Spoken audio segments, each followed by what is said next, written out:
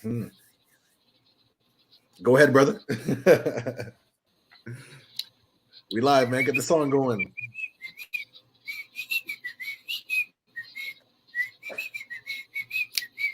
Reminisce. Yeah. Hey, reminisce. That's all good, man. It's just lagging a little bit. It's still a little slow, but we here, we live, we still breathing and going. We good. What you saying, homie? Okay, man. Well, doing well. Oh, looks like we got some echo, B. That's a little strange. Is that your side? I don't understand why that's happening. I don't know. Yo, what up? This has never happened before. I hear you all good. It's crazy because I'm hearing like some like weird feedback, and I'm not exactly sure why that's happening. I don't know. Maybe people in the chat, man, if they come through, let us know, man, if you're hearing some like double echoes, man, because right now I'm hearing myself through the speaker, which is strange. I'm not exactly sure why. Yo, that's weird. But it sounds normal to me on my end. I hear the echo coming out of it sounds like is there a secondary speaker you have on? No, I do not. Why is this happening? It sounds like is there a secondary speaker you have on? Wait, hold on. 1 2 1 2. No, I do not. That's really strange. Do you want to read? That is really weird. Hold on, 1 2 1 2. That is really hold on, let me see if I can sounds like is there like one click off?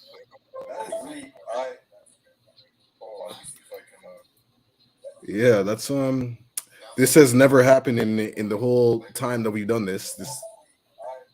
Wow, that's weird. Yeah, that's this has never happened in the whole. Wow. You want to you want to try again? Is it gone? It's gone. All right, I'm still here. What up? It's Mindbender. Yes. My brother Logic is working through some technical difficulties, but we still in the cut. It's the Reminisce Show. You know how we do every Tuesday. Thank you for our regulars. Thank you to our new people who are just tuning in. Yes, so I assume that Logic is going to come back soon. If something else is going to happen, he'll give me a phone call, but we still carry on the torch. We do what we do. See my Raptors later. That's what I do. Keep hope alive. So yeah, what happened this week? There's, it was quiet. Shout out to Nick Cannon. His 5-month-old baby passed away from a rare form of brain cancer, unfortunately. Yes. Right. I fixed it. Woo, that was mad weird. Perfect. That was great. That's great. Man's looking ill. Yo, Solitaire, what is up? Hey, man. Yo. Y'all can hear me? We got you, man. We got you, brother. Perfection. What's going on, fellas? Man, doing well, man. Just happy to have you here, man. This guy got the, like, looking fresh, looking young, man. Black don't crack, man. All that. Damn, you got to preserve your sexy. I don't know how many people were out there remember Puffy P Diddy when he was hawking Proactive. Remember that shit? Oh, that's right. Yeah. I gotta preserve my sexy. Yeah, for real. Yo, he was on that early wave that Pharrell's on now, actually, man. Pharrell's selling face cream. But I mean, at the same time, I got to give a shout out to Method Man, because Method Man looks like really healthy. He looks like the same dude 20 years ago as he is now, except a little more grown. And it's just good to see him take care of himself.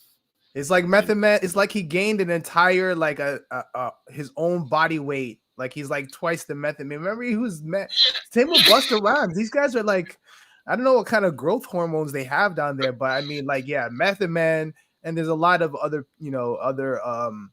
MCs that we looked up to that are aging gracefully, and it's a beautiful thing to see. Like he's an inspiration for my continuation on my health for working out and staying in shape. So yeah, you're right. You're absolutely right, and I'm pretty sure that Busta Rhymes got his health regimen because when 50 Cent went to Aftermath, he was like, yo, man, I'm big on my working out shit. And that I noticed that time 50 Cent started working out, Dr. Dre started working out.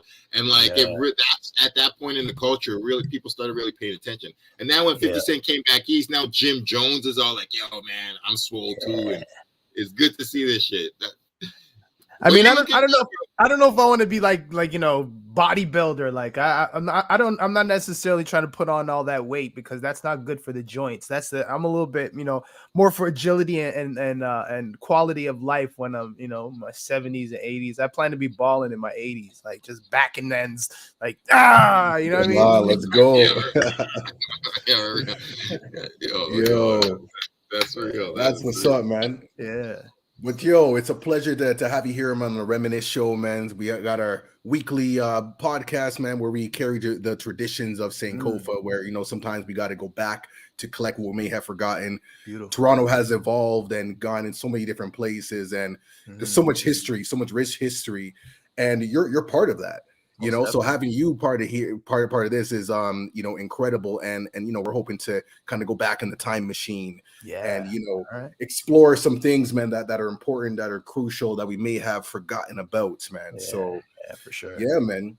And at the same time, also, but at the same time, we do want to catch up with what's next coming up for Solitaire, because that's one of the ill things that we do believe about hip hop is, a lot of the trends happening now are just echoes from things in the past. Because to me, I'm like, Nicki Minaj blowing up. Nicki Minaj owes so much to Lil Kim. Like, I don't care what people want to say. That's just like Lil Kim is the blueprint on so many levels. But and really, Nicki will, in spite of the beef, like she'll be the first to tell you that too. Like, you know what I mean? Like no matter what went down, like it's undeniable the influence that was there. You know what I'm saying?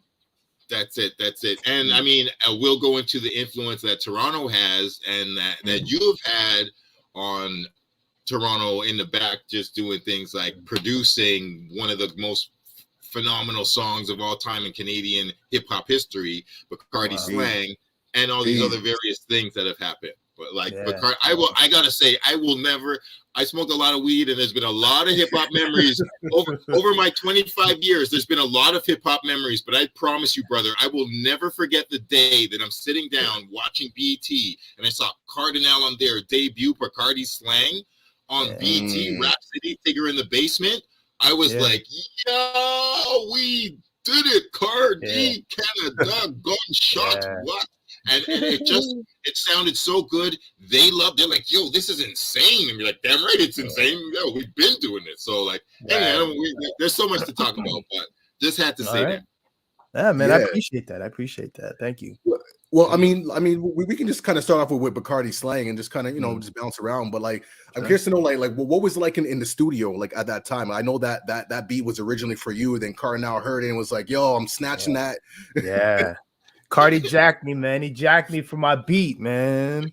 But no, it was, the thing is, those times they were more innocent times, especially like in terms of music, because there were our mentors like the Maestros and the HDVs and the Ron Nelsons, like people in the industry, both artists and personalities that were basically like they were out there in the wilderness in the tall grass with a cutlass just cutting a path with no blueprint, you know what I mean? And so the expectations, I would say, were kind of like we created and set our own expectations because we didn't limit ourselves, and at the same time we didn't know it was possible. We were just making the best music that we could and making sure that we enjoyed what we were doing. And that's really what it was born out of. Like, I was making beats that them times I probably made thousands of beats before I even ever sent one out because I just loved doing it. You know what I'm saying? So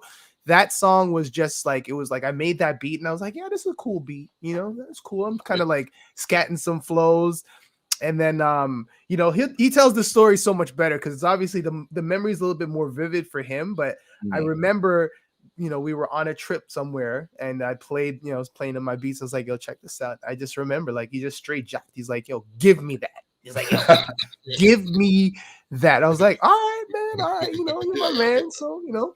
And then yeah, the rest they say was history. We recorded it at a studio called Iguana Studios. Shouts out to Alf. I'll never forget because Cardi used to go in there. You know, he's prolific with his work ethic. He used to go in there every session, like 4 or 5 songs. You know what I'm saying? Like every session. And yeah, he went in there. He knocked it out. We're like, yo, this is crazy. And then all the laser sounds, like, you know, when he's like, oh, my Guyanese, Grenadians, Jamaicans, and I was like, all of that was just live in the studio, like just live to tape, just vibing, you know? Yeah. Wow. Man, that's a lie. That's man, like that's amazing. Do you remember what you originally put on it? Like the lyrics that you had on it? Did you ever? Oh, I didn't have no lyrics. I didn't have any. I was just. Yeah, it was just a concept. I was like, yo, this beat, this is, you know, and it has a certain bop to it. You know what I mean? And I was like, I could, you know, my process for writing was a lot more methodical and slow and drawn out. So I have a lot of concepts, but at that time I didn't have anything for BACARDI. Okay. Yeah. Well, but BACARDI Slang was such an important record, you know, at the time, because again, like it was kind of like giving Toronto like this like anthem and you know, a song that's like dedicated to like our slang and the way how we communicate, and then projecting that, you know, like worldwide, man. I'm curious to know, like, what was like the video shoot like? You know, like what was the energy like, you know, during that process? Yeah, it was any memories that come up from that? It looked hype. It looked fire, you know. Yeah, it was. We shot, if I'm not mistaken, it was Michael P. Douglas that directed that video. If I'm not mistaken, shouts out to him. And it was as you can imagine, it was this club at Richmond and is it Peter Street? There's like a new building there. It was a club in the back there with a balcony, and like it was a crazy club. And then we shot the Hummer scene. We shot that down by Ontario Place, or like those that industrial district right like in Parkdale there. No doubt. Yeah, man, it was just fun, man. It was there were girls there, man. It was just like, you know, I remember them times too. Like I'm a pretty, you know, yes, I am a cannabis connoisseur. I don't by any means consider myself a prolific smoker, but I do partake. Yeah. And I remember, you know, when he's like, you know, I can't remember that scene, but I blew smoke. Yeah. I was like, yo, my mom's gonna be so mad. And the man, they were like, yo, what are you talking about? Yo, we're rap stars. Yo, this is what, you know, it's like just, you know, thinking the worst, because, you know, that wasn't really my life. You know what I mean? Like as far as like smoking on camera and stuff like that, you know. Indeed. So, but yeah, it was, you know, super fun. Just again, like just not really, you know, it's funny they say you always appreciate the moments that you're in, and I did appreciate it, but looking back on it, you know, I wish I would have appreciated it even more if we knew what it was going to become, you know. But it felt like it was something. It felt like a moment. Word. But so I mean, that was a huge moment, but it was in this wonderful, it was like a middle ground as far as the progress of Canadian hip hop, and like you definitely took things a major step forward with all of everything, the beats, the production, all y'all performing everywhere. But before we get to the future and stuff, I do want to go back to Silver Surfer, because that was Silver Surfer. Like that was such a special song. If anybody knows college radio in Toronto, that was one of the tunes. Vinyl, like no MP3s, cassette and vinyl. Yeah. Like, yo, let me just play like a little snippet of that though, man. Hold on 1 second. I got that right here. Just the beat though, like the beat, like, you know, I have to admit, like I didn't really like take in the song as much as I should, but the instrumental, like we used to freestyle on that for days. Wow. As soon as I heard the beat, I was like, yo, I know this tune. Man. Wow. We used to kill it, man. But let's give it a little snippet real quick, man. Yeah. Woo. Yeah. I'll turn it up.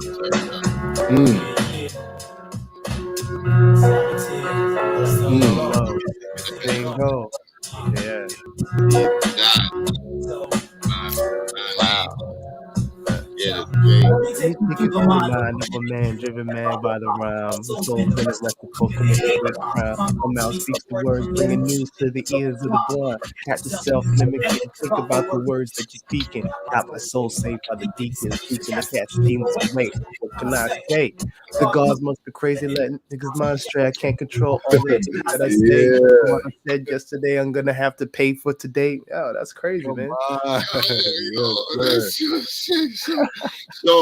So that, I mean, that was so great because it's Day, it's Choclair, it's early independent hip hop in Canada. It was one and it was so important that y'all did that.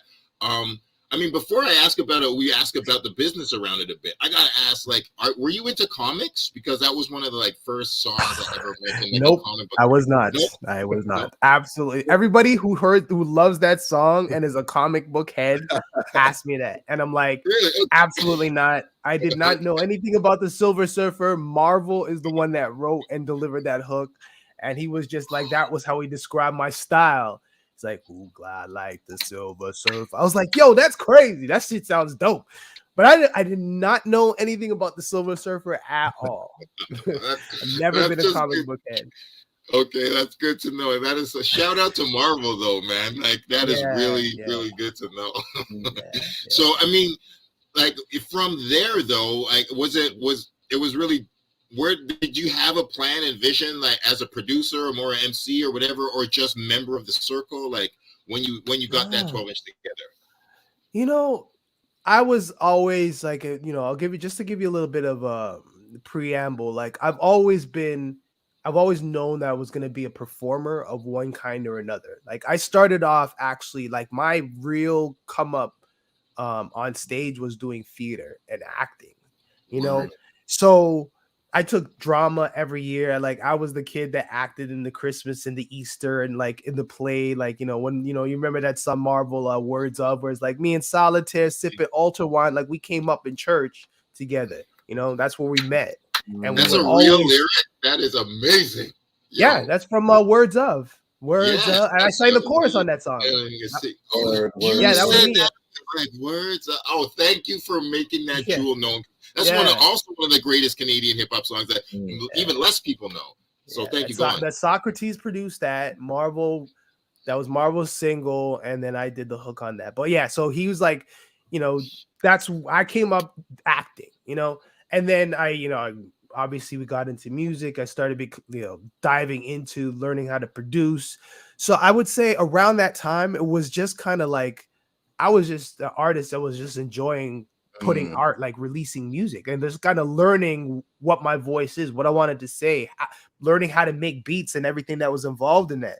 So I can say that I didn't really, you don't really have regrets, but you have lessons that if you look back on and you learn. But I never really had a plan. My plan was, when you have an all-star team, when you're part of an all-star team, it's like you kind of just go with the flow and play your position. And my position was, it was supporting Choclair and Socks, you know what I mean? They were working on their projects, and then we were just kind of all bouncing around and just being in each other's sessions and, just collaborating and making beats and, check this out. So I was just more part of, like, enjoying being part of that energy. And in that, when you're working, that's the thing about when you that's what I say, when you love what you do, you're never really working, because it didn't feel like work, but we were all sharpening our skill set. We were all just practicing, getting in our 10,000 hours just by the love of the culture and the music, so it wasn't really a plan, I can honestly say. But at the same time, I wasn't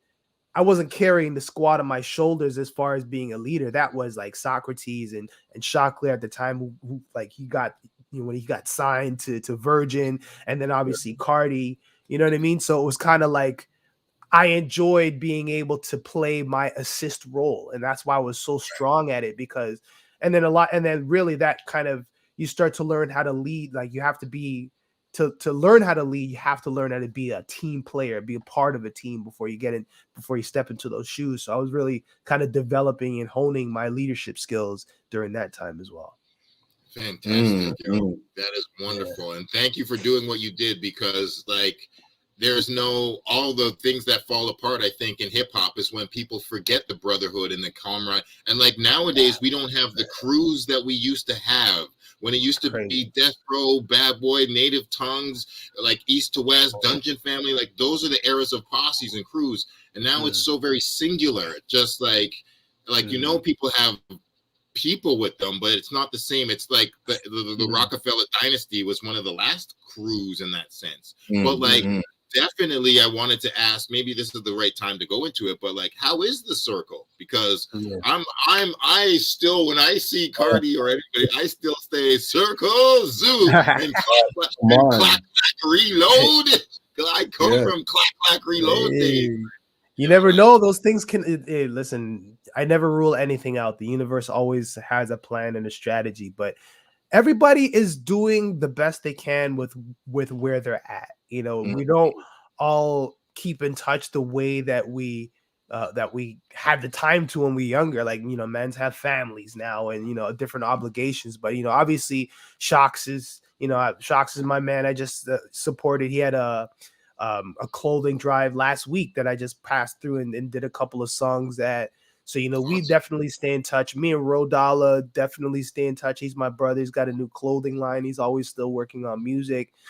Shouts out to him. Obviously, you know, me and Cardi, we still do our thing. That's my brother. That will never change. But, you know, I haven't seen Socks in a while, you know, to keep it a buck. But, yeah, you know, when we do see each other, it's no love lost. It's just because, you know, people grow apart sometimes. People, like, you know, we're all not 18 anymore. I totally feel you on that. Yeah, I know. I know. I look like I'm in my 30s, you know, but you know.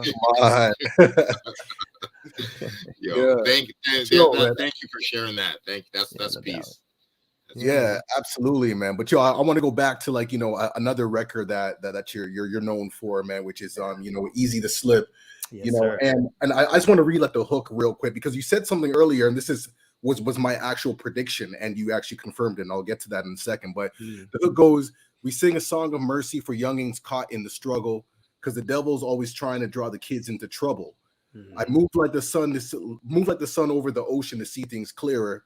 Feels like the only one checking for you is the man in the mirror." Now, when I took this in, I mean, first of all, it's like super poetic, and just like when I think about like some of the stuff that you're doing right now with, like, you know, the youth and working in prisons, which we'll get into in a bit later, you know, I saw this as like a foundation. Like, this is something that has always been in you. And I've noticed that there's a trend, at least for me, because I grew up in the church as well. And I've noticed that those who have grown up, you know, and then gone into music, there's always this like this narrative of being aware of, like, you know, the forces of like good and evil and incorporating that in the music. So when I heard that, I was like, I wonder if this man like grew up in the church, man. I feel like there's something there, you know what I mean? So I don't know if you want to speak to like the lyrics from that capacity, man. Yeah. You know, listen, I would call myself agnostic to spiritual, not religious, but I definitely grew up in the Catholic Church. I was baptized. I was, you know, I got my first communion. I was confirmed. I make a joke with people sometimes. I'm like, yo, I'm written in. I'm in the books. I'm official. I'm officially a Catholic when it comes right down to it. Right. But you know, obviously, when you grow and you travel and you meet people from different walks of life, some people are Muslim, some people are Buddhist, some people are, you know, this, that, and the third, and you start to kind of absorb the best, because you're meeting people that you relate to on a personal level, on a moral level, and then you start learning about what influences their outlook in life, and you start to absorb the best of all of these different religions, instead of, like, you know, anything that you can point out negative about, you know, Christians or Muslims, for whatever, what that, you know, for that matter. But yeah, I grew up definitely understand, like, seeing my cousins, going to, like, you know, Jane and Woolner to visit my cousins, going to like Malvern to visit family. And I didn't grow up in a hood. I grew up by proximity through my family and my friends, like going to visit Marble down in the POs there. You know what I mean? Like, that was my experiences. But at the time, because I was just going to visit family and friends, I'm not really digesting what these neighborhoods are actually going through and what it's like living there, except for when I'm hearing stuff that's happening with my cousins and stuff like that, you know, and I'm seeing the cycle, like even back then, you know, 2000 we're talking about, and that's just when the song came out. I'm seeing that growing up, you know what I mean? And it was just people either use their experiences in the street to go all the way left or go all the way right. You know what I mean? I remember I did a documentary. I did the music for this documentary about this guy who grew up in region and got shot, and then he ended up becoming a minister, you know, after living this crazy life, because he was supposed to basically die. Like, he got shot sitting in his car. And he was just talking about how that transformed him. But then there's other people who have the same experience, and then they just go all the way worse. Like, yo, I don't care about anybody or anything. And it's like, how do we influence people who are in that circumstance to choose a different path that's not self-destructive and destructive to the community? Is by leading through example. We need more examples of people who are able to make that choice and become successful. You know, and I thought that I had an opportunity to do that through my music. And that was the song that I tried to kind of put that message out there, because not a lot of people saying, yeah, my cousin was packed a gun and he put a gun in my hand, and the next thing you know, we were in the streets together. It's like, nah, man, my cousin got murdered. And I'm like, yo, I don't want that. I don't want to see that. I don't want to experience that. I don't want to experience anybody. I don't want anybody in my family or friends to experience that kind of loss. You know what I mean? How do we shift the paradigm? How do we change the dynamic? And 20 odd years later, we're still asking the same questions. So that's wild. I'm so with you there, yo. Like, that's the really thing. That mad shout out to the FU Forgiveness Project and Tara Muldoon, Tara, Leslie, the whole squad, Jay, Mark. Yeah, man. We're definitely going to get. I just want to play a little splash of this, you know, just for those who are not. Please do. Yeah, absolutely, man. Yeah. Solitaire. You know, 9/11. That's my boy's mom. To the G, y'all. For real. Going out to all my peers. You know what I'm saying? 1 foot is in the street, and 1 foot in the grave. You know what I'm saying? We all know how easy it is to slip into that street life when you got no food on the table, nothing to eat. This one's for y'all. I had a cousin named Derek. He hustled on the block. That nigga was a thug. I was not. 14 years old. I watched him. He was the man that I wanted to be. And he was barely 16. He always had the shoes that I wanted to rock. And his moms didn't even know about the things he got. Gold chains, Nike Air Jordans, chicks on his jock. And they all seem to come from being on the block. But we sing a song of mercy for that's caught in the struggle. Cause the devil's always trying to draw the kids into trouble. We move like the sun over the ocean to see things clear. Timeless. It's also timeless, yo. The man in the mirror.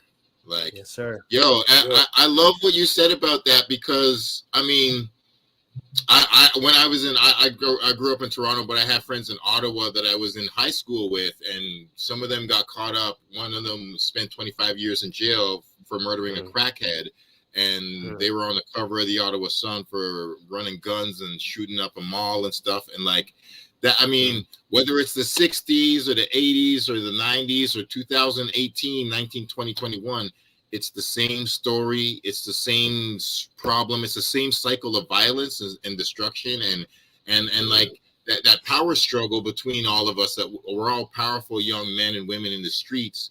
But then it's like these wonderful, could be 60, 80 years, 100-year life gets cut short over a pair of sneakers or like territory on a block or like an ounce of weed or fucking $2,000 worth of crack. And it's like a 50-year black man's life is not worth even fucking a boatload of crack. Like none of any of us that have passed away, none of it's worth it. But like you said, some people go to the furthest extreme because they think that they're going to be Scarface or whatever. And it's like, yo, man, it's so good to see you just dedicate your life to music. And you know, like, you know, one of the most important lessons that I learned working with the FU project. Shouts out to Tara Muldoon, like one of the realest people.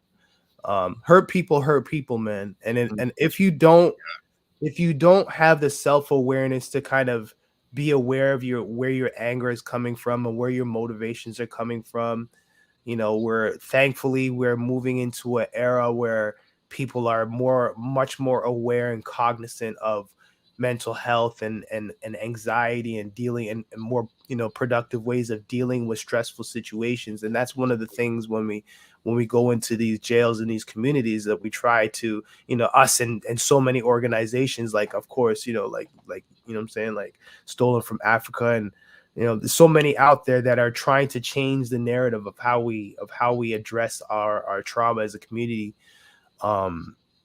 So yeah, man, it's an important thing to recognize, man, that these guys and the system is not going to do it. They're not going to humanize these kids that are, you know, they're running out there with guns and doing the most, but they're not going to understand where that's coming from. They're just going to kind of deal with, we got to get crime off the street. So, you know, these violent offenders, I don't care what their story are, just going to put them in jail, and, you know, realizing that you know, this just violence just begets more violence. It just perpetrates more violence, and incarceration without rehabilitation is a waste of time. You know, we need to provide more support. And what that means, you know, I don't want to. We haven't even touched on it, so I don't want to go too much into it. Like, we'll come back as much as you want. That's what we're here for. Yeah, go into it, man.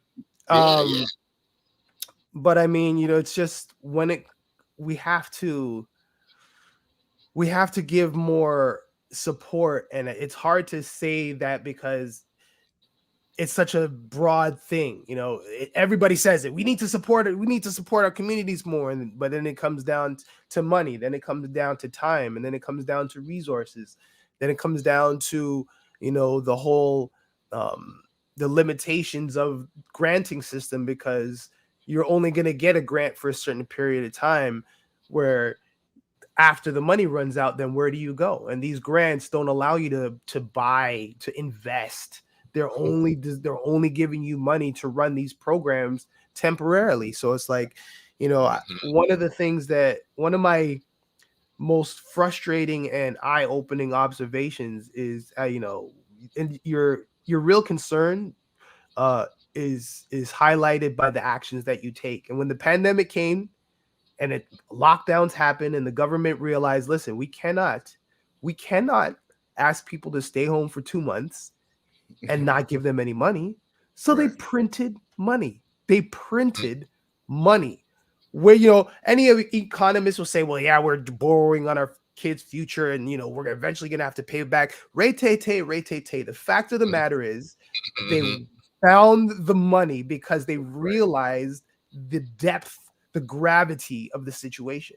And until there is a unanimous, or at least a majority understanding of what it's going to take to really provide the necessary resources and support and rehabilitation for these programs, we're going to continue spinning our wheels, and the government's going to say, well, you know, we don't want to, you know what I mean? Like in hem and haw. So it's such a frustrating thing when you kind of everybody kind of has an idea of what it requires. And the other thing is, it's just going to take time. It's just a matter of time. It's a generational change that has to occur. It's that change of the mind, body, and spirit, you know, and that shit takes time, right? So you absolutely nailed it. And I want to parallel it to Black Lives Matter. I'm like, yo, we were saying we shall overcome in the 1960s and saying cops stop killing us. We've had 3 or 4 or 5 generations of us saying stop killing us and shooting us. There's no changes. If you're not going to try and help break the cycle, and we're trying everything, what are we living in? We're living in Babylon. So like, I'm with you. It is going to take time, and it takes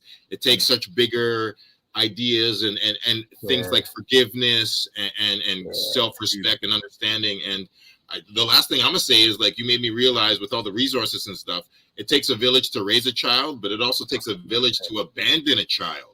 So they forget all of these people. Like, yo, the whole whole system has forgotten us. So it's like, Yeah. yo, don't blame us. This has been a cycle that y'all started by distributing resources way more to y'all than us. So the last thing is like, I love like these like gated white communities on these affluent places. Like they have all the resources they want. They don't even have cops there. Like, yo, we're all good. We have jobs. We have everything. Yeah. We're stable. So maybe if you provided that stability and job resources and stuff, people wouldn't be doing crime because they would have other places to get income. And some of the cycles would man.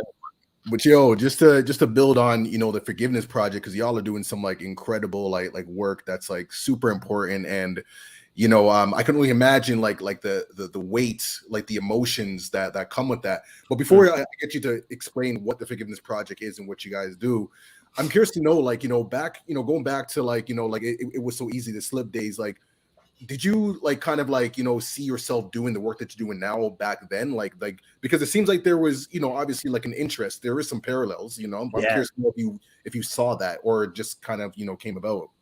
The crazy thing is I've been doing community, like supporting community organizations by donating whatever I can in terms of time and, you know, running a music workshop or having a mentorship discussion with a group of kids, whether it's in Rexdale or with Tropicana and Scarborough or Concrete Roses, or, you know, I've gone, you know, Theology 3, like he had me over at a session in Parkdale like years ago. So I have been doing it for many years, just as a you know, as an artist and somebody who believes in doing whatever I can to give back and speaking to kids. So it wasn't formalized for me. I wasn't part of an organization. I was just kind of going where I was asked to go. So I was doing it. I was doing that them times. It wasn't called like, you know, this is obviously way before I met Tara or anybody.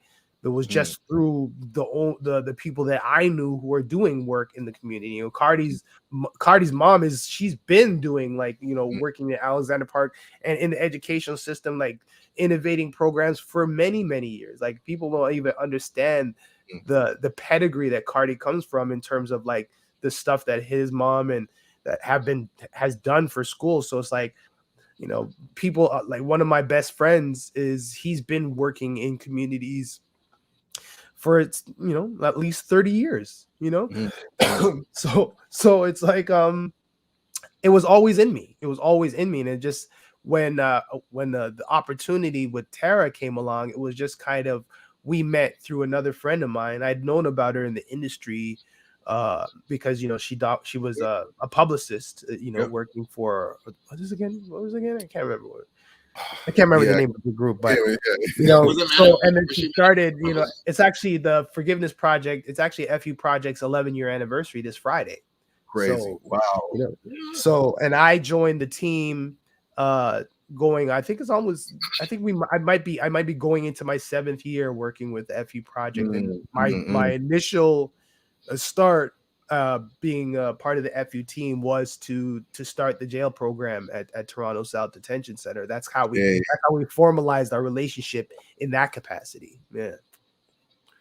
Man, so can you speak to some of those experiences there? Because I actually had the opportunity to do like one workshop, I believe, in the South Detention with the organization called Blackstone, the Blackstone Library Foundation.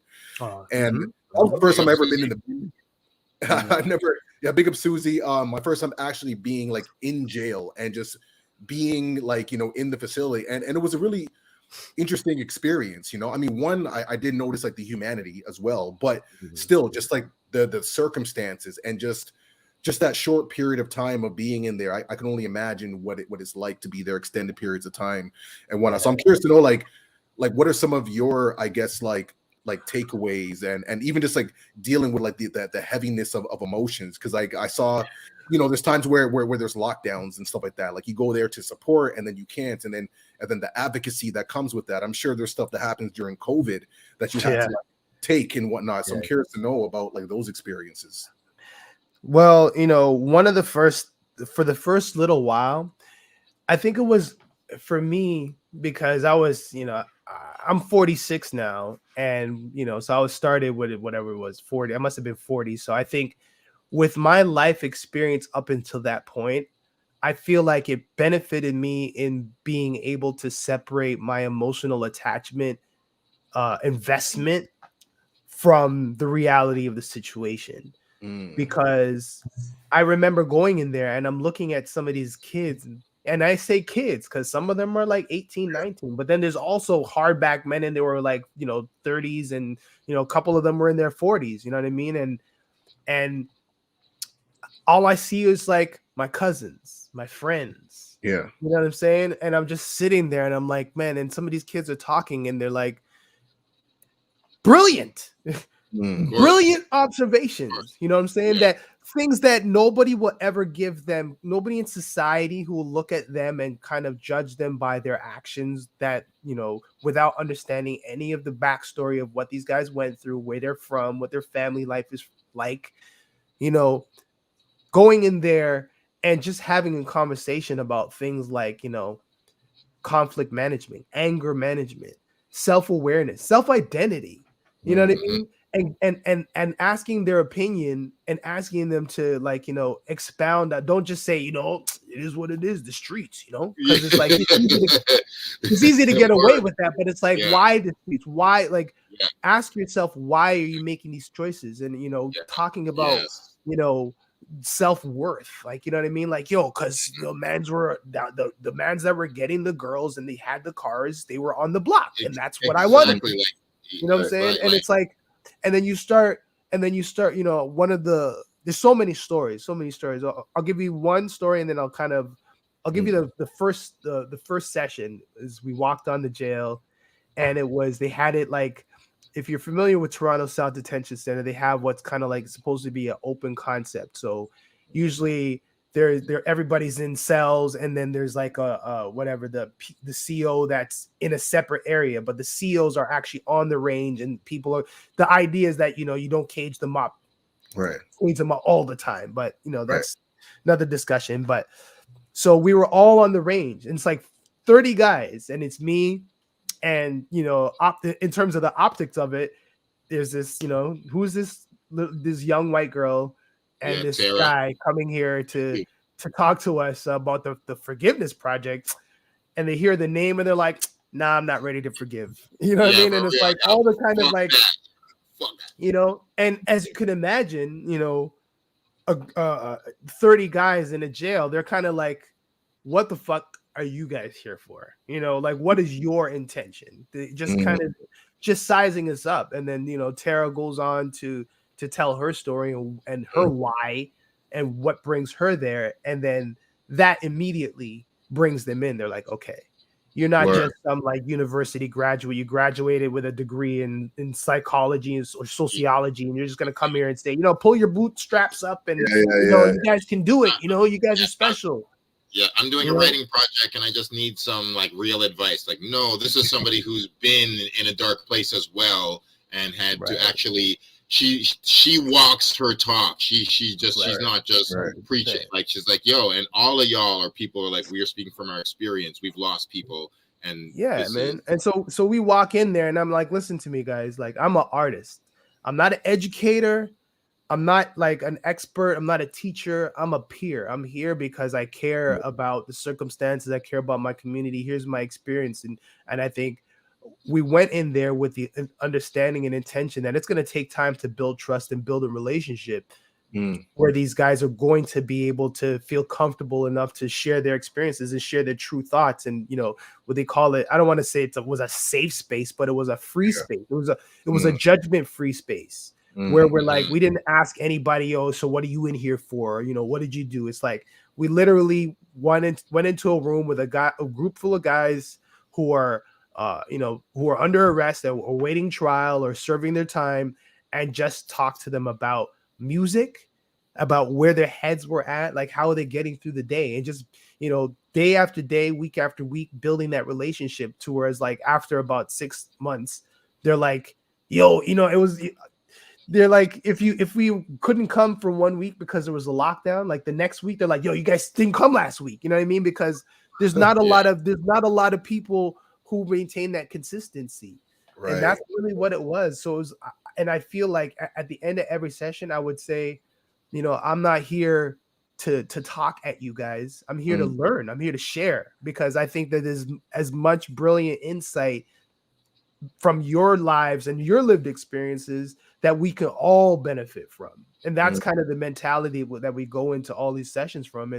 And the you know, the feedback is what speaks for itself. I'm a person that doesn't like to, you know, I'm a terrible self promoter. I'm a terrible, like, you know, let's look at what we did and this, that, and the third.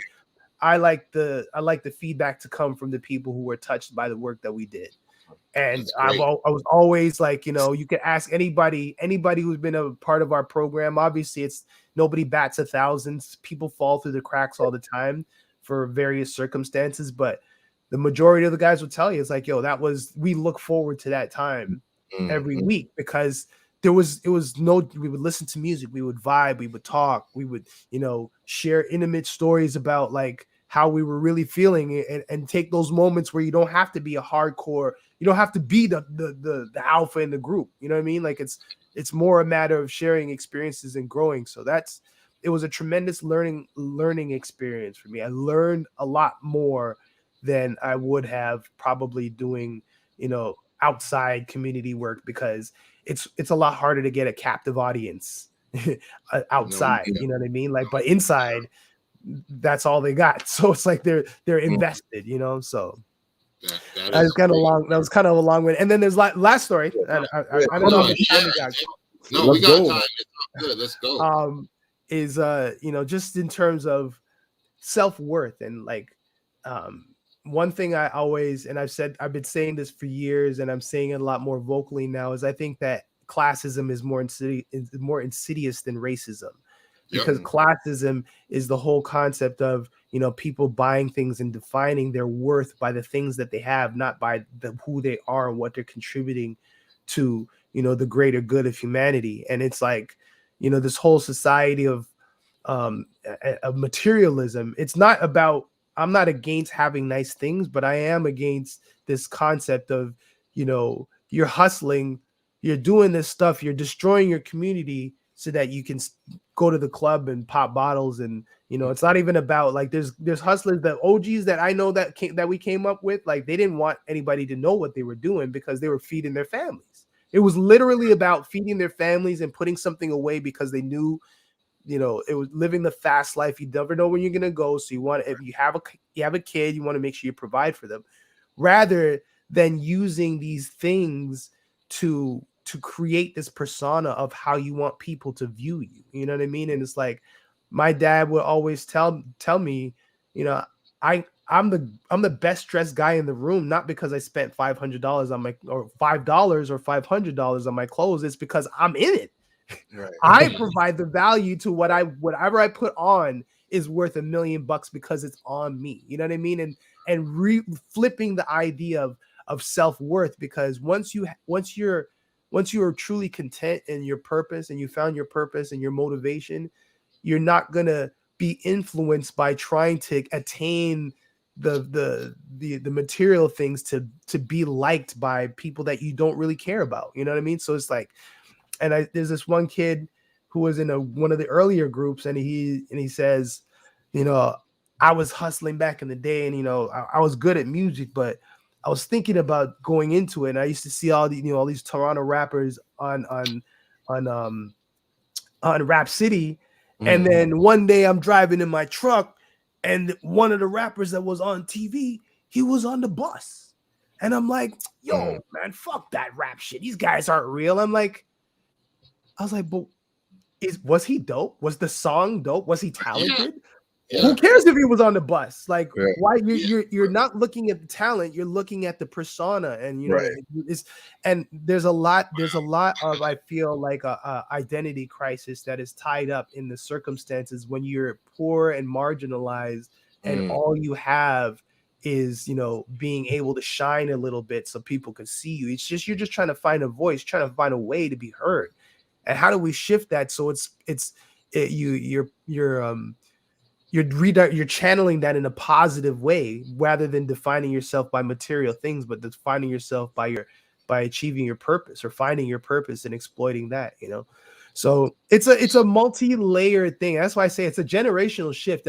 But I do think that outside of the issues that we have in the streets and gangs and these guys, they're the younger generation. I don't want to feel like, I don't want to, definitely not one of these old heads that are like, yo, fuck these kids. These kids don't know what the fuck is going on. It's like, no, they are absolutely, taking it to the next level, especially when it comes to self-awareness and mental health and taking care of their mental health and being more self-aware. So yeah, man. Yeah. Yo, that is so real, man. And thank you for sharing that, man. Thank you. It's a lot to unpack. I know. I can babble on for a long time. Never call it babbling. We're gonna value that. That's gold, people. That's just free jewelry. This is the spreading of gold chips for people if they want to collect it and put it in their mind wallet. And then just like over time it will gain interest and 50 years down the road, you'll be like, yo, I'm alive, I'm healthy, yo, I walked the good path, yo, Solitaire was right, yo, it's good to not invest. And I just quickly wanted to what you said is like we are putting the value of each other in the community underneath cars, clothes, diamonds, shoes, whatever, and it's like I'll kill that dude over whatever because it's more important to me. And it's like, no, it never is. It never has been. All of us, even if it's that dude in the street who's just the grimy dude who's like the rat, whatever, like, yo, he has life value too. Like it, like the strongest man in the room also has a grandmother and also should be able to cry when that grandmother dies. Like nobody should be beyond the humanity of just being not having to like defend their power at all times. That's not even real. That's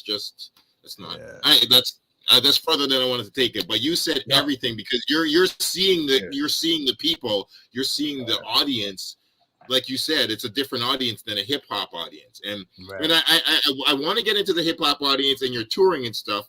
But before we get away, I have a challenging question. If you can't say much, I understand. But I wanted to ask a bit about like Mayhem Moriarty and like seeing him as part of Silverhouse and the Girl and whatever and the crew, which is great. But like, I was wondering if there was ever any point in time where you thought like, if a different choice was made, or like maybe if he went on like a world tour with Akon from the Locked Up remix, maybe he would have been away and he wouldn't have been caught up in the situation. Like, do you think there was maybe a chance for that to go a different way?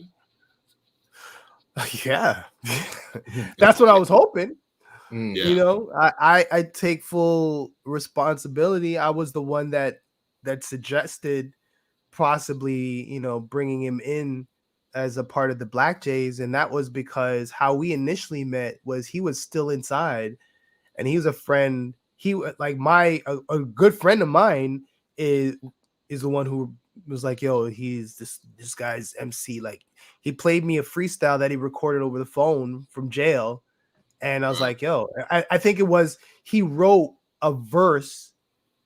He wanted to be on a remix for Easy to Slip. And he wrote this verse and he played it for me over the phone. I was like, and then, so when he finally came out, I remember the first time I met him, there was a show happening at, I think it was called Eglinton Theater at the time. All of this whole city, like all these venues are like they're gone now. But this was up at Eglinton and Young, and that's how I remember it so vividly. And he was, I went to check him out. Just me, Dolo, Solitaire. That's why they call me Solitaire. And I was just like, yo, I just went to see him perform, and just because my thing is when I work with an artist, if I'm going to like, be a producer, I need to get to know like who you are as a person and like who the person is behind the music.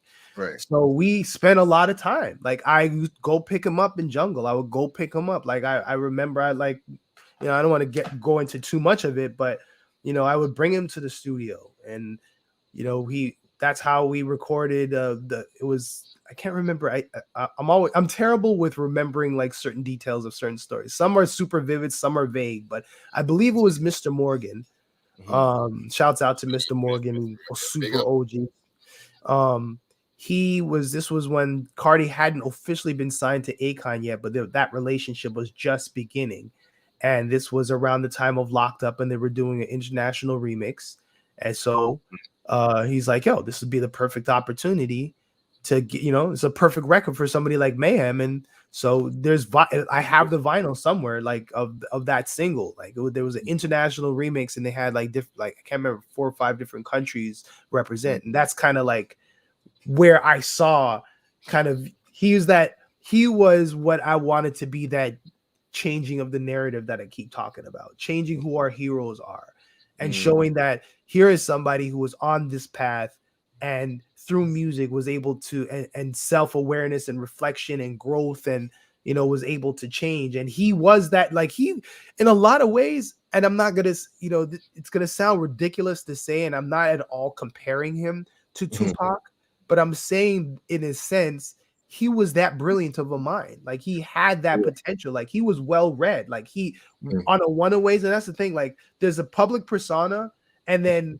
when we're in the studio, it's just me and him, and he knows he doesn't have to like be tough guy with me. You know what I'm saying? Like he could just be himself. So we would have like conversations and philosophize on life and just like certain things, and we would be in the middle of jungle, like just chopping it up. And I don't know who's listening to this or might because I know it's kind of like a huge nobody says his name kind of thing, but this is a part of my story, and there's a lot of things I wish unfolded differently from it. And it was a tough situation. Circumstances were what they were. There's a lot of people, I feel, if you were to ask me, that were in his ear, and I attribute it to jealousy, because here he was, really getting a huge platform. Like he was on the Black Jays remix for Ray Robinson, and like the Back to the Future mixtape was one of the biggest things. Yeah, a black sheep of the Black Jays. That's me.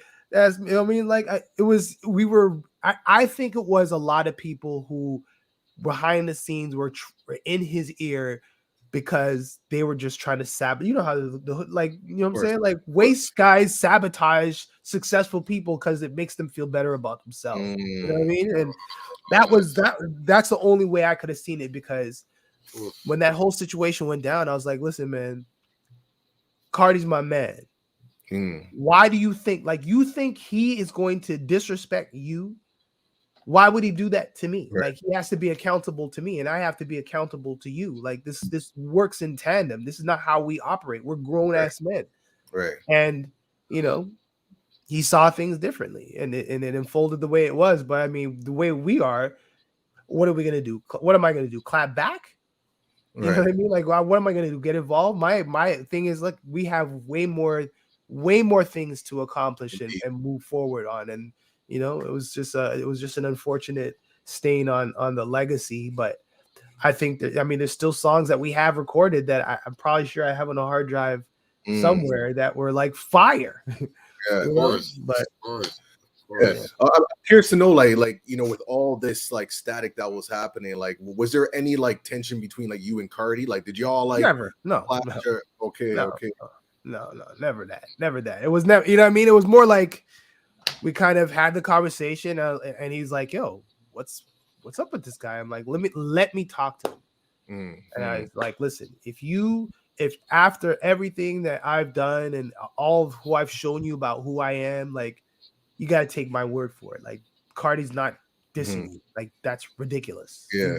You know what I mean? So, but he saw it differently. So, well, yo, shout out Kardinal, man. Like, we've definitely crossed paths multiple times. Matter of fact, Cardi actually, like, I used to live like across the street from him. Like, if you probably remember when he lived like on Earlsdale, like known in early time. I lived literally right across the street. And I would always see him around, and I probably seen you there and a bunch of Mandem and whatnot. Probably, yeah. And every now and then I'll have some of my peeps over and they'd be like, yo, that's Kardinal. And I'd always be like, yo, just allow him, man. Don't even like that. You know what I mean? But I'm just curious to know, like, is there any like memories from like that particular era that come to mind? Just recording. I don't know what was going on in the house. I just saw bare people from time to time. You know what I'm saying? Like, so many stories. We used to hang out. He had a basketball room in the back, so we would go back. And I lived in Dufferin and St. Clair. I grew up in Dufferin and St. Clair. So sometimes in the summertime, I just literally just walk up there and we just hang out. He had a studio in his basement when he first got his publishing deal. So we just rock out in the basement, make beats, just vibe, or barbecues. I remember the craziest shit. was when 50 Cent came to his house to Stop record. this. What? Remember Yeah, when- right. What?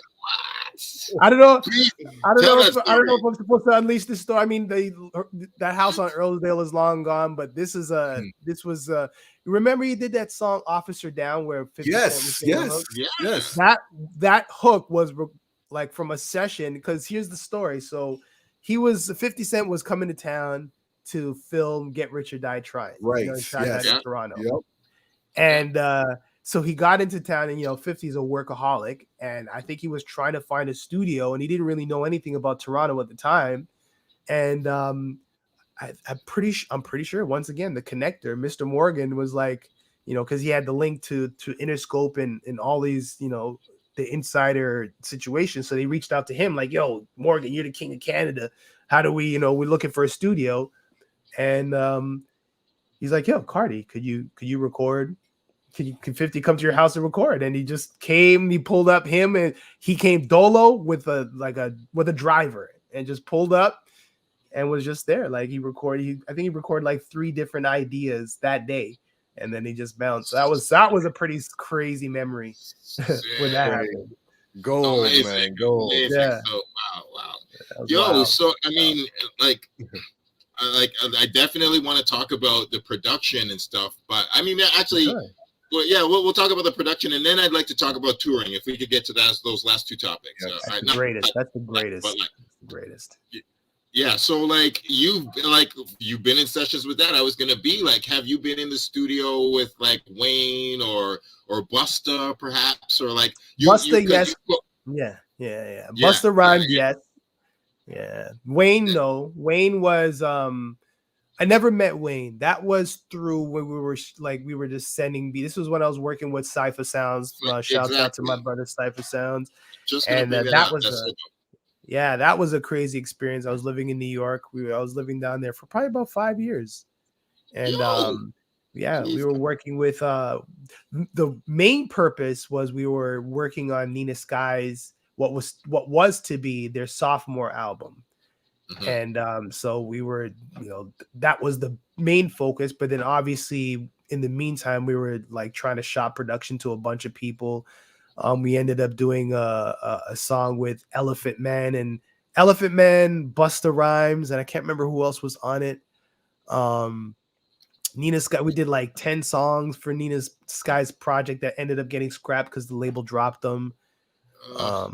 Who else? I work with remember Diddy's butler Bentley? No, Bentley Farnsworth.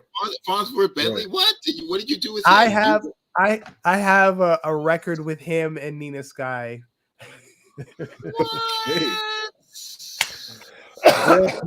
Like, yeah. How is it? Interesting? Like a good, like, is it dope? What is it? It was just, he was just like, honestly, he was actually a pretty cool guy. Like I think Nina Sky met him at an event and they brought him by the studio. Like we had the studio set up in the crib. We called it the Beatbox, and he just came through and just like, I think it was just, he didn't really rap or anything. He just did like an introduction kind of thing. But lots of experiences like that, man. We were in the studio with Cool and Dre. We were working on a song. We were working on mixing a couple of records at Circle House Studios in Miami. So we flew down there and met Cool and Dre. They produced the record for Nina Sky. So yeah, just tons of stuff like that, man. So many, like all kind of scattered memories. Yeah, but thank you for sharing those, because that's amazing. That I definitely wanted to get into that, because you are literally one of the great examples of coming from Toronto, just being a good hip hop person, a good worker, play your position, just like, yo, I do rhymes and beats. I just do my thing. I'm not in this to whatever.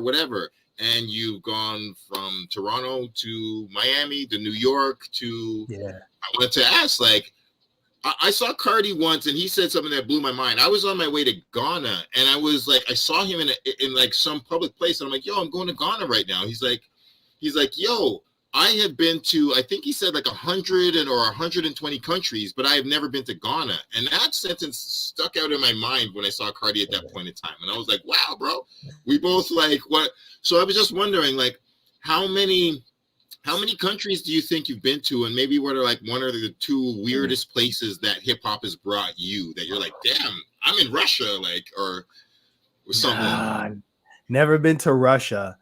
The weirdest place?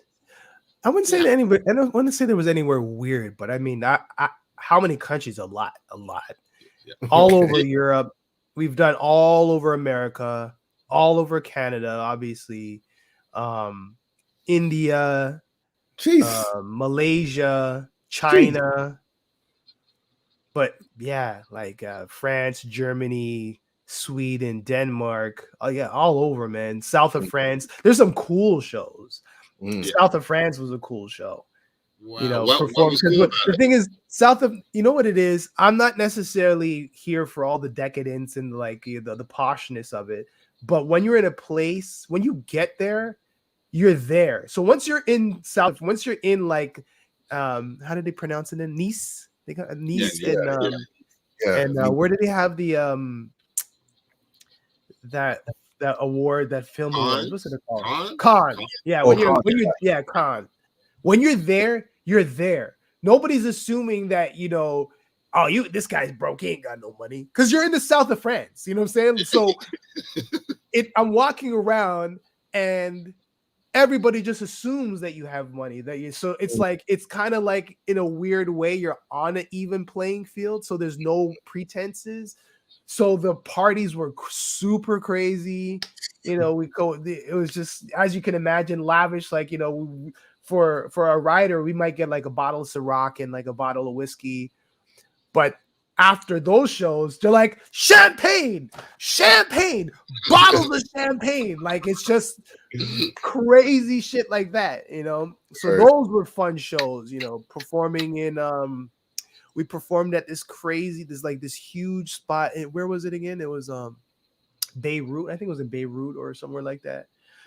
Where we're driving to the venue and you could see like buildings that were shot up or bombed. You know, real shit. I mean, there was nothing going on when we were there. It was like, it was fine or whatever. It was calm time. It was peace times, but the evidence was still there. You know what I mean? And you're just kind of like, wow, it's a different place. You know, so certain things like that were eye-opening. But traveling, touring, I could live out of a suitcase for the rest of my life. I know traveling is not for everybody. Road life is not for everybody.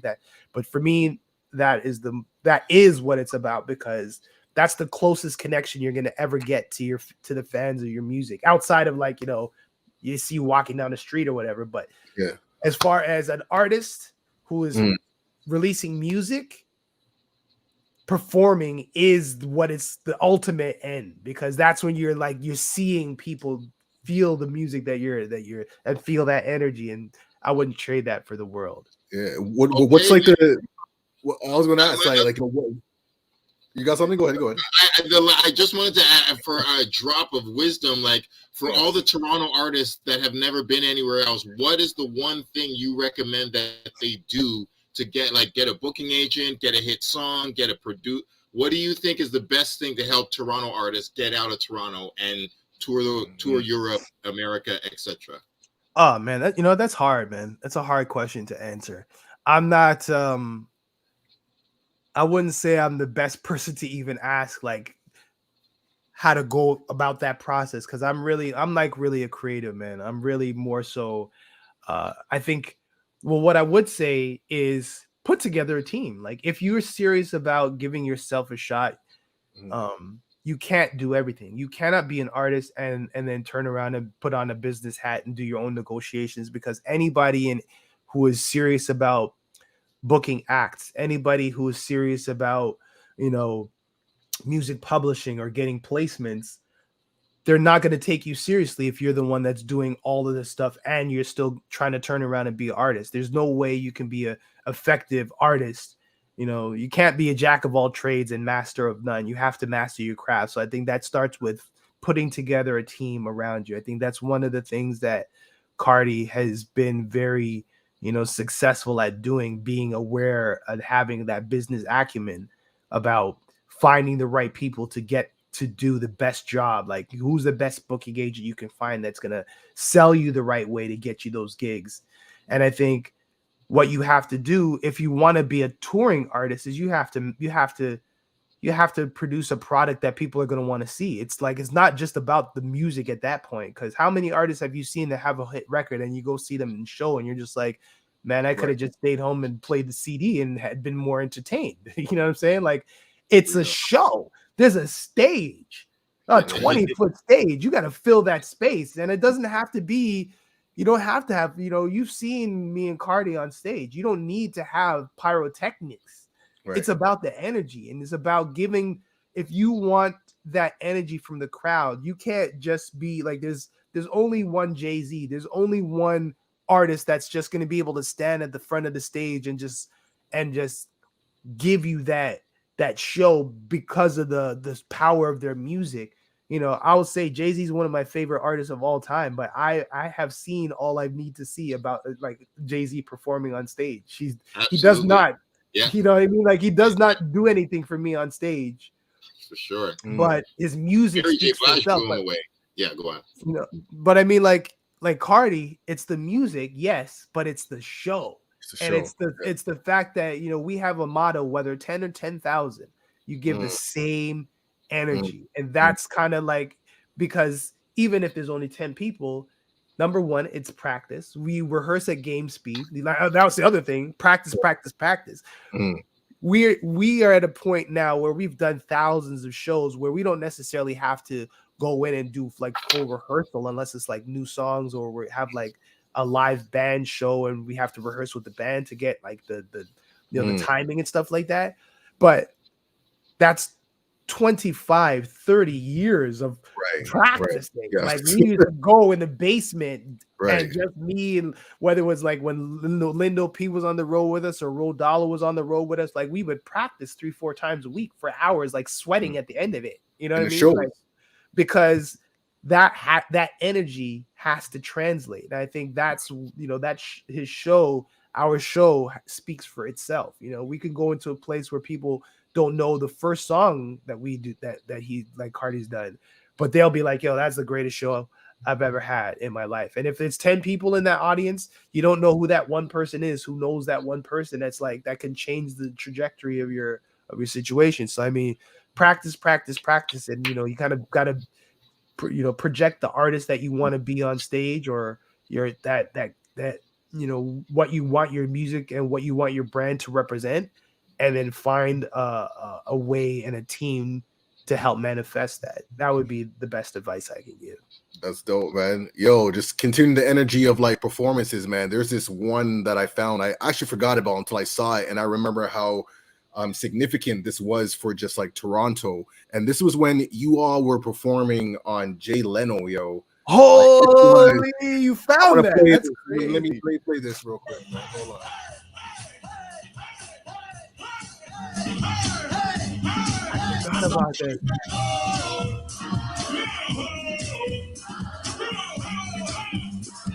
Look at Card. Card's like, yo, he's like, I don't know what to do right now. Look at us looking like some school kids.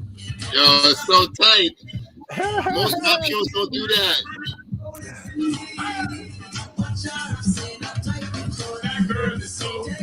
Thank God. That's crazy.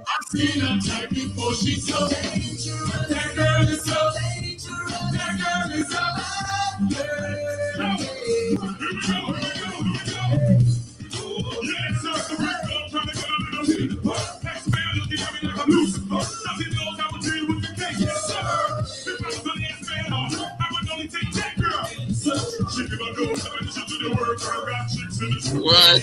Yes, that's check crazy.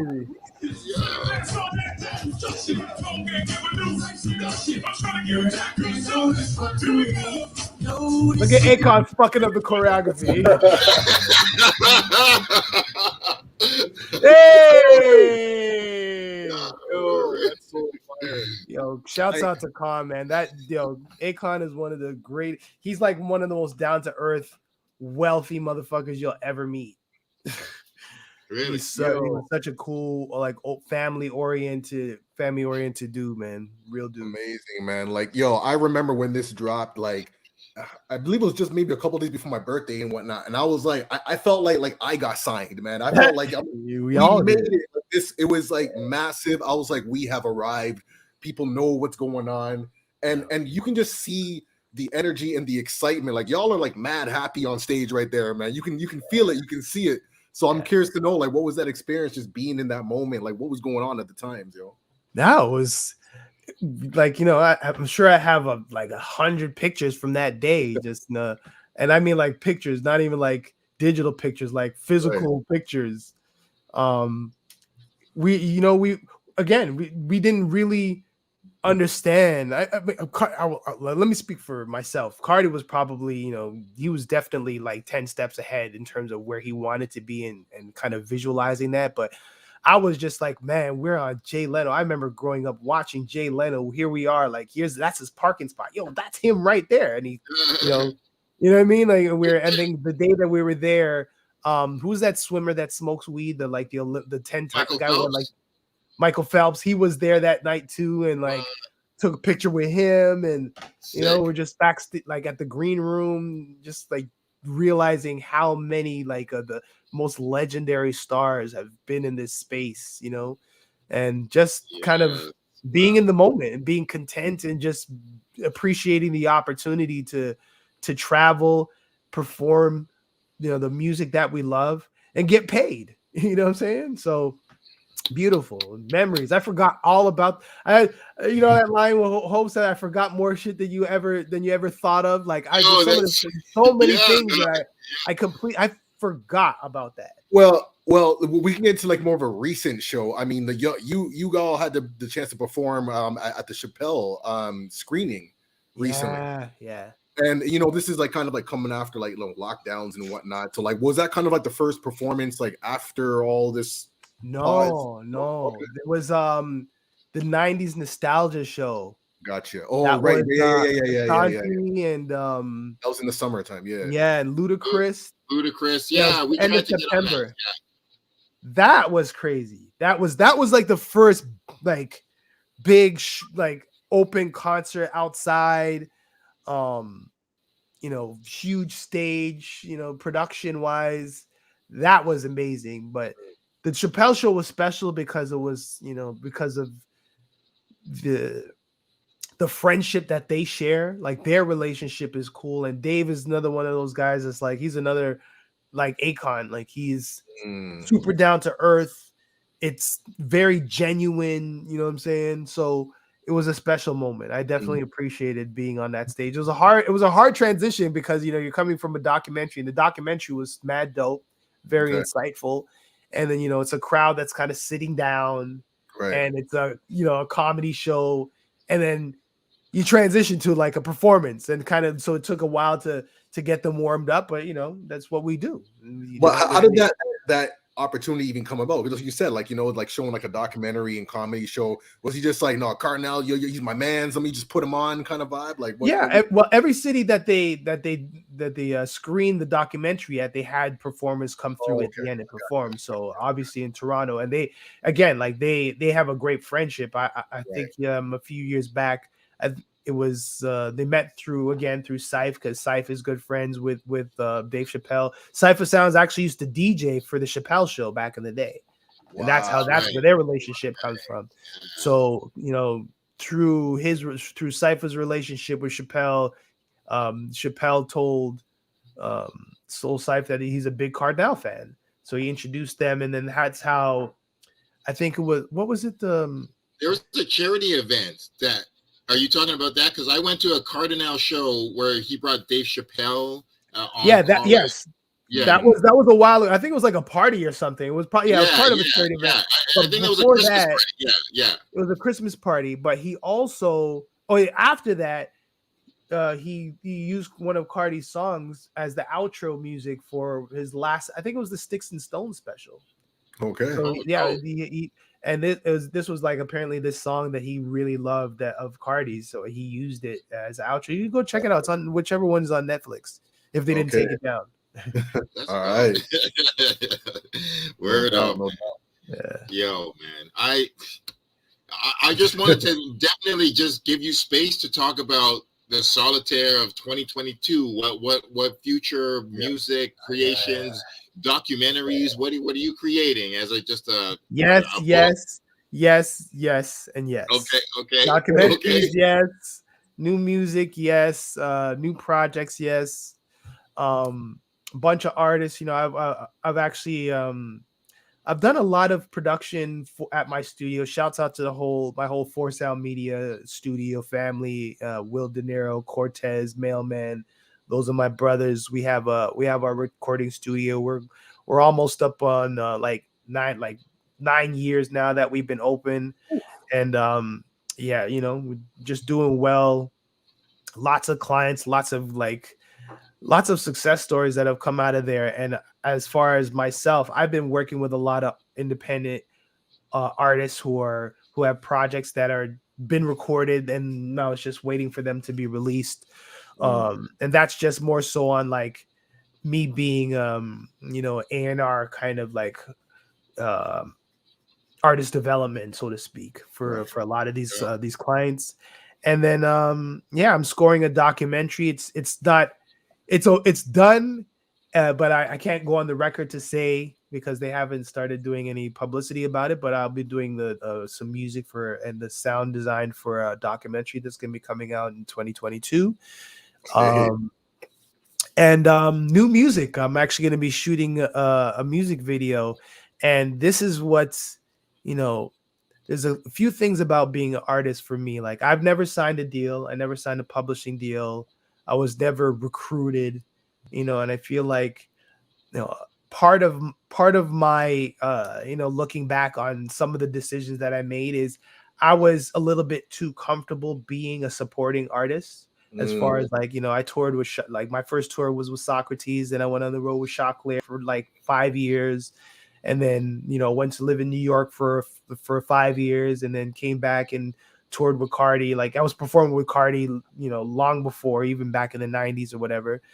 And then we, you know, we came back and then did the Dangerous run and toured. But I never truly took the time to focus on my career as an artist. You know, I've done production, obviously. I've done a lot of music for other artists, but ironically, I think it was Lil Yachty? He was doing an interview, and it's funny that you hear these things and it's not like you haven't heard it before, but it kind of resonates with you in a different way. And I think I'm at the stage now where as an artist, you can't try to please or try to, you know, people are going to see you the way that they see you, depending on how they come across your music or how you meet them or how they meet you. But as an artist, you have to make yourself happy.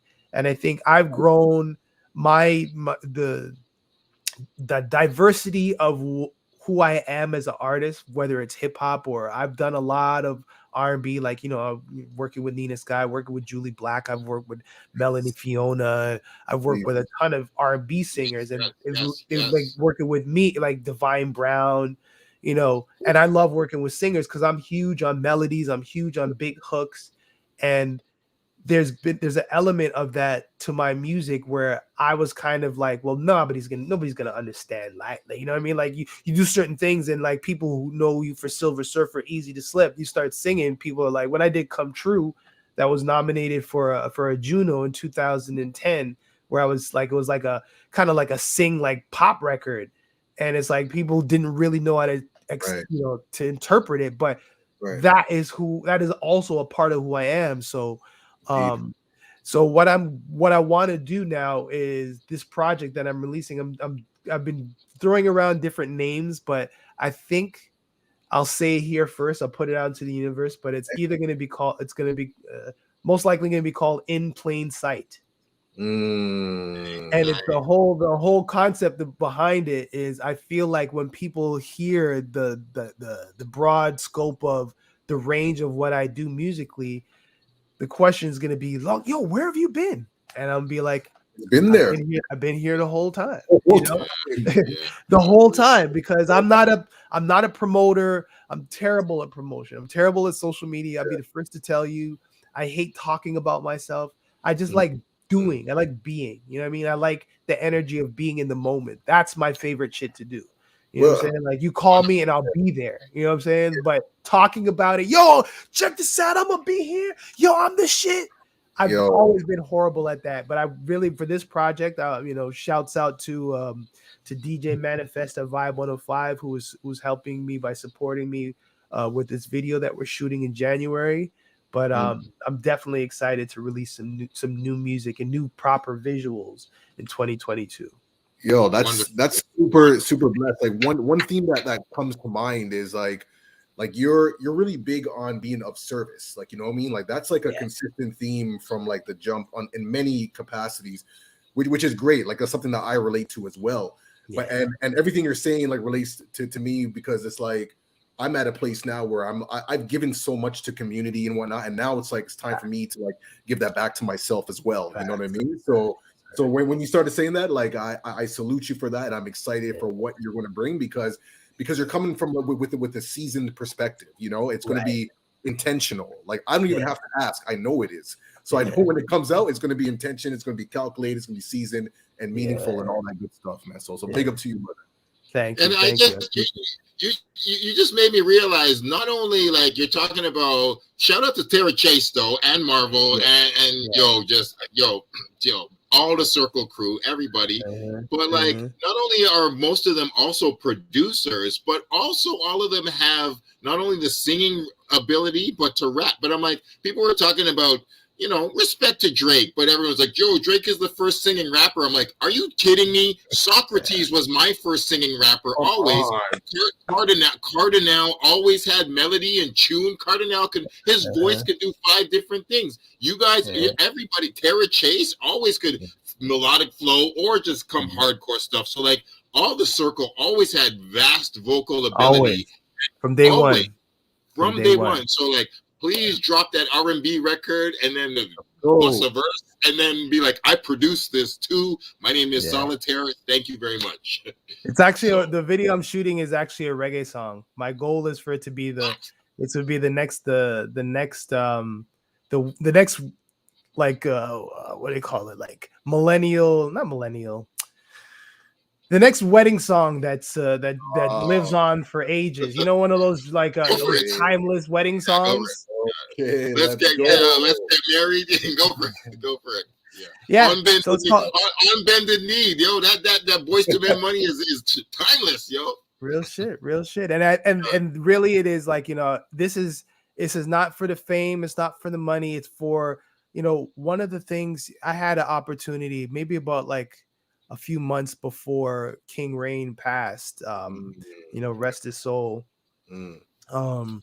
I had the opportunity to sit down with the studio. We were trying to put together, I think it was a mixtape it was something to do with FU, and we were working with a bunch of artists to see if they would donate a song for a mixtape we were putting together. So he came through the studio, and we just ended up just chopping it up. And one of the things that he said to me that really resonated with me, and he's like, yo, it is your obligation. Don't think you're not too old. You know, you're not too old to keep rapping. You're not too old to be an artist. And I think this is an important lesson to realize that, you know, and I think this is a great time for us, because a lot of our mentors and a lot of the artists that we grew up, you know, listening to are continuing to produce and put out music at a high level. Like KRS-One still sounding like KRS-One from the 90s. It's crazy. Yes. You know, Hove is aging. You know, Hove is aging gracefully, and I think the key is if I'm coming out, I'm releasing a trap record, or I'm releasing a record trying to sound like Pop Smoke. If you ever hear me talking about popping pills and bottles in the club, then feel free to cancel me. You know what I'm saying? I think it's if you're talking about things in your music that reflect your reality and your purpose, you're never too old to release music. You're never too old to rap. I'm too old to rap trying to sound like Drake or sound like, you know, like Smiley. Shouts out to Smiley. I'm a fan. I listened to Smiley's first like mixtape back in like 2018, and I'm like, yo, I see why he is where he is. You know what I'm saying? Like, I'm not one of these old head that's just like paints all these kids with one brush. Like, I really try to understand. And part of it is because you have to listen to what your kids are, what the youth them are talking about in the music. You have to listen. Yes. You can't just write, I don't understand these kids. I don't understand. They're just all fucked up. It's like, no. You must listen. So I'm always listening. But anyway, so I think like one of the things he said, one of the things that King Reign said was it is your responsibility to continue to release music, because the next like the generation that's behind you, they're watching you. They might not necessarily, you know, a lot of these young kids who are like 19, 20, they don't resonate with me. They might hear Easy to Slip and be like, yo, that's a crazy song, and they pay me my respect due, but they're not necessarily resonating with me, you know what I'm saying? But they're seeing that I'm continuing to contribute to the culture and be a representative in the city for the music. And he's like, that is your obligation to continue to release music. So don't ever feel like you're too old. And I'll never forget that. And I've released stuff here and there through, you know, over the years that have been just independently. And I still would put it up against anything, you know. Yes. Rest in peace. Yeah, man. A tremendous loss. Keep that quote timeless. Yeah, man. Yeah. But yeah, so I think I've always been an artist. I still have a lot of music unreleased, but yeah, I'm really excited to start just release music. But again, it's for me, you know what I mean? Music that I feel like speaks to who I am as a person. And I think I have a saying that it's nothing you expect, everything you don't. You know, nothing you expect, everything you don't. One of one, the one and only. Wow. Solitaire, no E. I'm on detox. Jeez. clack, reload. Yo, that is thank you so much, man. Brother. Man, this has been like an incredible session, man. Like lots of gems, man. Really insightful, and really got to see like, you know, like your foundation and just some of the philosophy that goes into like your way of being and whatnot. So that's really dope. Appreciate this, man. Yeah, thank you so much. So and in 2022, after you put out your new music and things are going, we'd love to have you back, maybe in the summer or spring or something, brother.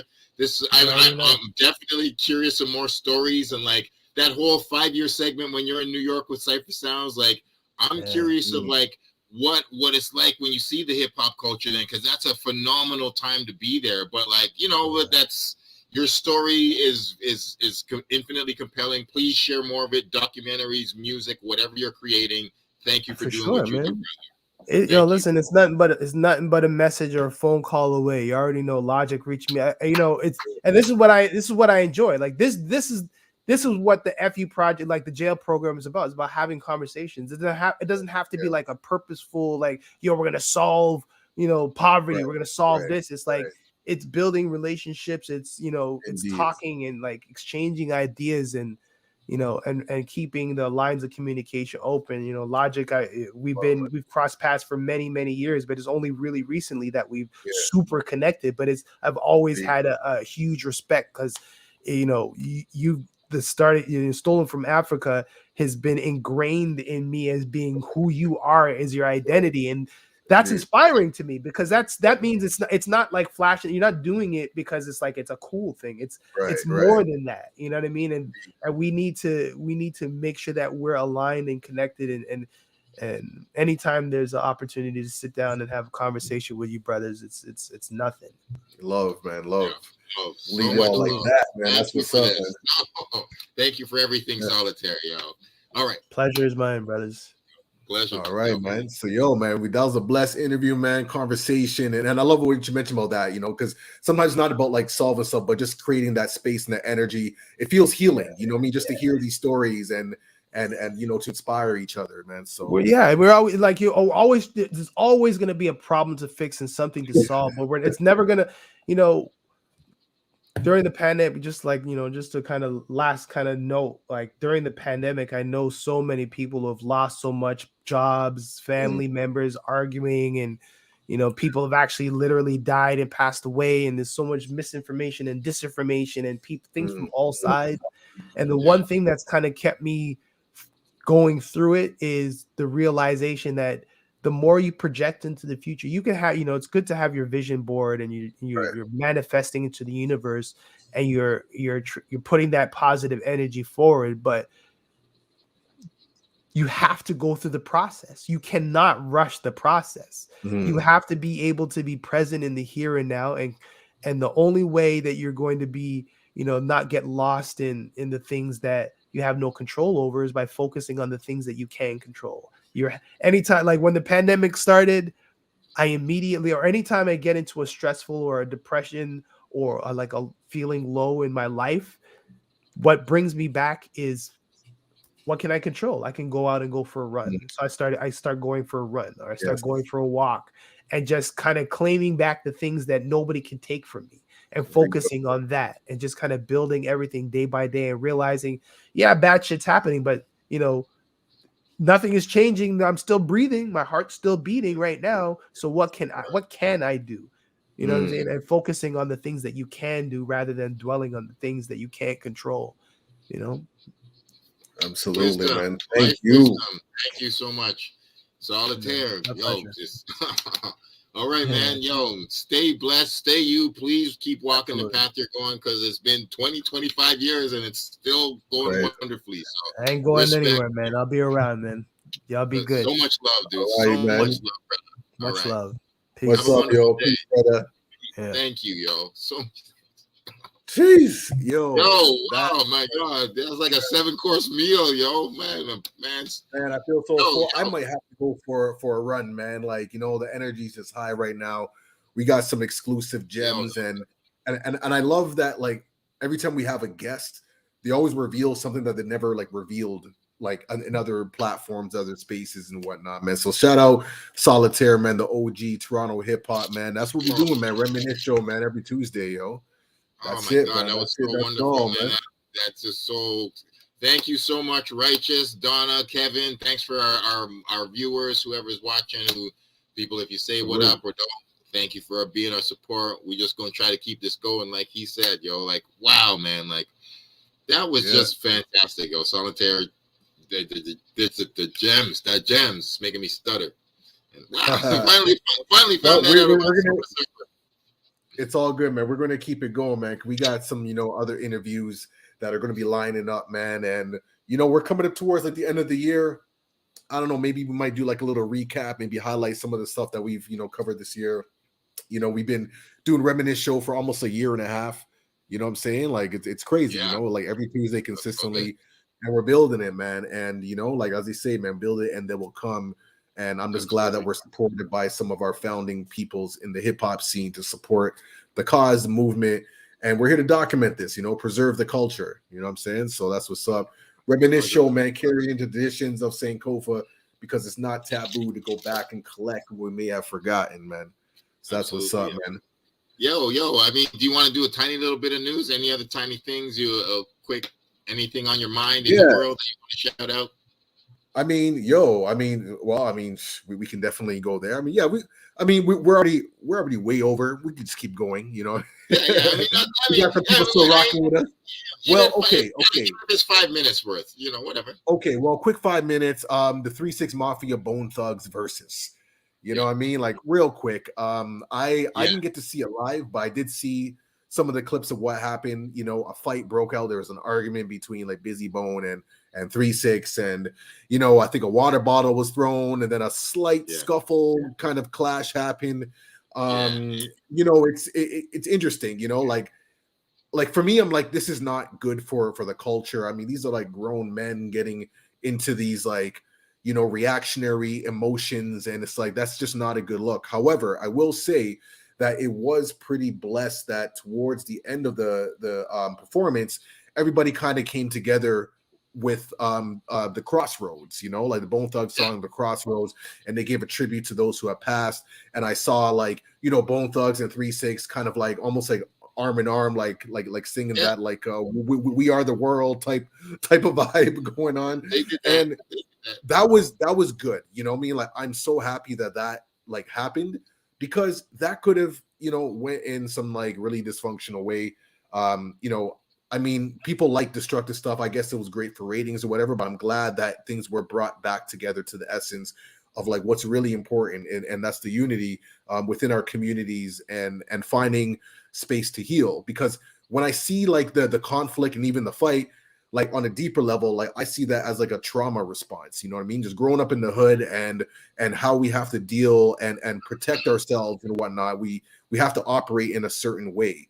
So, and I see, and I can only imagine the things that you know both parties have experienced. You know what I mean? Like over the years and whatnot. So to see that happen and then to come into the end of like this like healing type of like, you know, coming together community type vibe was great. But yeah, that was pretty.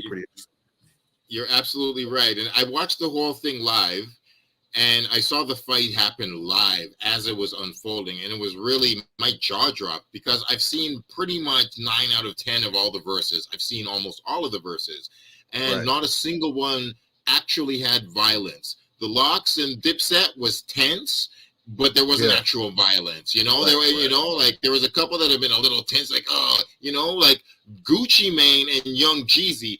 They actually had murderous beef between them. Back in the day, like Gucci Mane murdered one, like, and it was tense, but there was no actual physical violence. So this one was the first time the performers actually attacked each other. So it was, when I was watching it, I was like, oh no.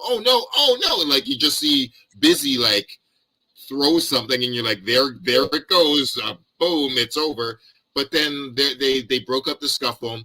At first, it looked like what they did is remove Busy and keep the 4 other Bone Thugs members there, and then keep 3 6 after they squashed the beef. And it was like, great, they're not going to stop this event, because this is, come on, we've came out of like 2 people DJing back and forth to like a paid event in front of a huge crowd. Like, let's grow up. This is hip hop. This is money. It's sponsored by Ciroc and Instagram. Like, come on, y'all, you're fucking up your money. Bone Thugs, when's the last time you guys did a concert? You can't do this. Is your biggest concert in mad time.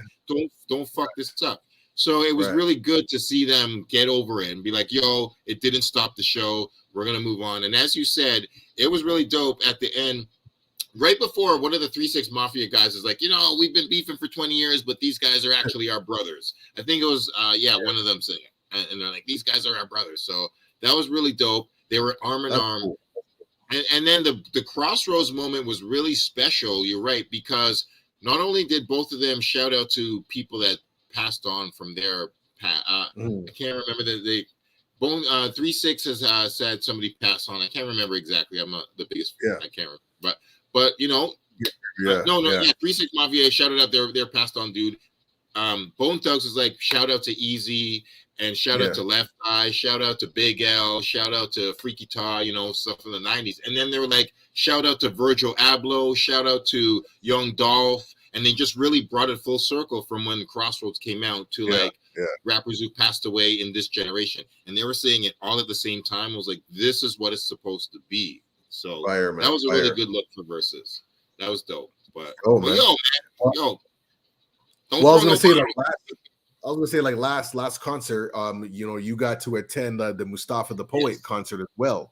Yes, you know, so Homecoming, you know, Regent Park's very own, man. Mustafa is just, you know, killing it right now, delivering music that I would consider music that helps you process through grief and healing and whatnot. So why don't you just drop a little jewel about like, you know, that experience, you know what I mean? Like how that's you know, it was like really good. I mean, it was really good.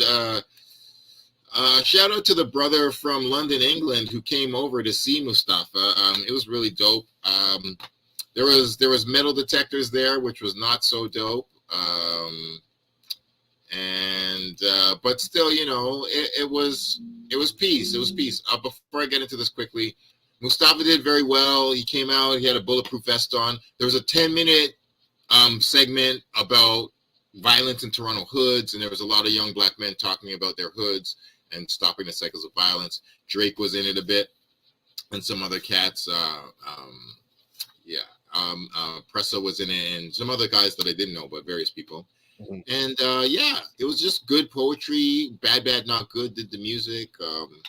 It was just good. It was a good gathering. Shout out to Big Norm and Rich Kid and Marms and all the Toronto people that were there. Manifesto family. thanks for Manifesto for the tickets and them. Yeah, it was a nice gathering. The sound is good in Massey Hall. It looks crisp and new, and it's good to see hip hop happening in there. And that was it. It was just a good event. At the end of it, go on the streets and you just see a bunch of Toronto people just gathering. You're like, wow, this doesn't happen enough, but it was good. And we'll play a little splash of it. We won't play the whole entire thing. We'll play. I'm just gonna play a couple seconds of this, or just like a minute.